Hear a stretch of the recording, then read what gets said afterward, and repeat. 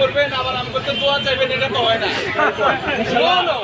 ভাষা একটু হবে। এখন কারে ভোট দিবে জনগণ? জামাতে না একটাই শত্রু, এটা শত্রু। হ্যাঁ আওয়ামী লীগ মানেন তো? হ্যাঁ অবশ্যই, ভারত, অবশ্যই।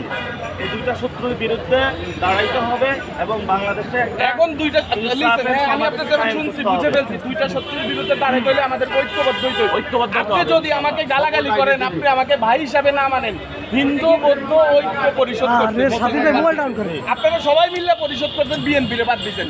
আবার বিএনপির পার্টি অফিসের সামনে এসে অবশ্যই ভোট চাওয়ার অধিকার, যোগ্যতা, সক্ষমতা আল্লাহ সুবহানাহু ওয়া তাআলা আপনাকে দিয়েছে। বাট আমরা 5 তারিখের পরে ভাবছিলাম যে আপনাদেরকে নিয়ে একটা সরকার গঠন করবো, কিন্তু আপনারা যে পরিমাণ গালাগালি আমগুলি করছেন, কি বলে আমরা তো তার সুযোগ রাখেন নাই। এখন মির্জা আব্বাস ধানের শীষ, ইনশাআল্লাহ এলাকার স্থানীয় লোক। আমার যদি অপরাধ হয় আপনি আমাকে ধরবেন, উনি এলাকার লোক, এলাকার এবং আপনাকে আমি এমপি বানালাম, ভোট দিলাম। আমি কে বানাবো কোথায়? আপনার বাসাটা কই? আমি তো এখন পর্যন্ত জানি না।